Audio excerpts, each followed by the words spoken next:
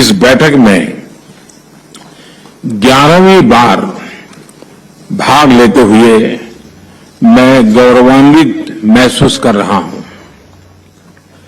10 वर्ष पहले मैंने भारत की एक्ट ईस्ट पॉलिसी की घोषणा की थी। पिछले एक दशक में इस नीति ने भारत और आसियान देशों के ऐतिहासिक संबंधों को नई ऊर्जा, दिशा और गति दी है। आसियान सेंट्रलिटी को प्रमुखता देते हुए 2019 में हमने Indo Pacific ocean initiative launch किया था। यह ASEAN outlook on Indo Pacific को कॉम्प्लीमेंट करता है। पिछले वर्ष क्षेत्रीय सुरक्षा और स्थिरता के लिए मैरीटाइम एक्सरसाइज की शुरुआत की गई है। पिछले 10 वर्षों में आसियान क्षेत्र के साथ हमारा व्यापार लगभग 2 गुना होकर $130 बिलियन से अधिक हो गया है। आज 7 आसियान देशों के साथ भारत ने डायरेक्ट फ्लाइट कनेक्टिविटी है और शीघ्र ही ब्रुनेई के साथ भी सीधी उड़ानें शुरू होगी। तिमोर लेस्ते में हमने नया दूतावास खोला है। आसियान क्षेत्र में सिंगापुर पहला देश था जिसके साथ हमने फिनटेक कनेक्टिविटी स्थापित की और अब यह सफलता अन्य देशों में भी दोहराई जा रही है।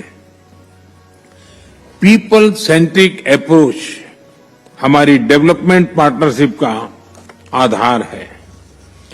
300 से अधिक आसियान छात्रों को नालंदा यूनिवर्सिटी में स्कॉलरशिप का लाभ मिला है।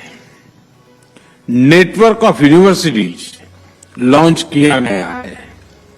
लाओ, कंबोडिया, वियतनाम, म्यांमार, इंडोनेशिया में साझी विरासत और धरोहर के संरक्षण के लिए काम किया गया है।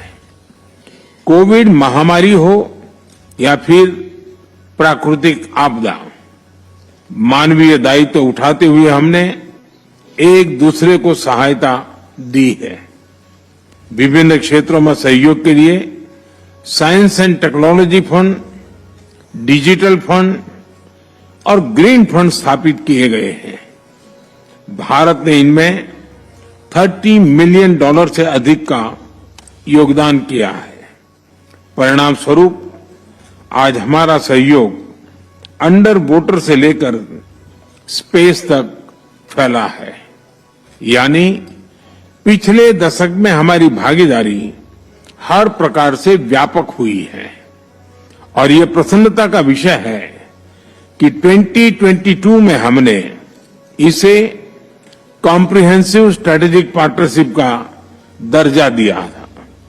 साथियों, हम एक दूसरे के पड़ोसी हैं, ग्लोबल साउथ के साथी सदस्य हैं और विश्व में तेज गति से ग्रो करने वाला क्षेत्र है।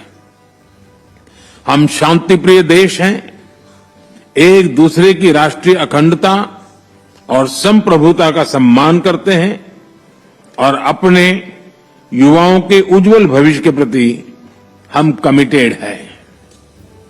मेरा मानना है कि 21वीं सदी एशियन सेंचुरी भारत और आसियान देशों की सेंचुरी है। आज जब विश्व के कई हिस्सों में संघर्ष और तनाव की स्थिति है, तब भारत और आसियान की मित्रता, समन्वय, संवाद और सहयोग बहुत ही महत्वपूर्ण है। आसियान की सफल अध्यक्षता के लिए मैं लाओ पीडीआर के प्रधानमंत्री सोनसाई सिपांदोन को हार्दिक बधाई देता हूं। मुझे विश्वास है कि आज की हमारी बैठक भारत और आसियान साझेदारी में नए आयाम जोड़ेगी। बहुत बहुत धन्यवाद।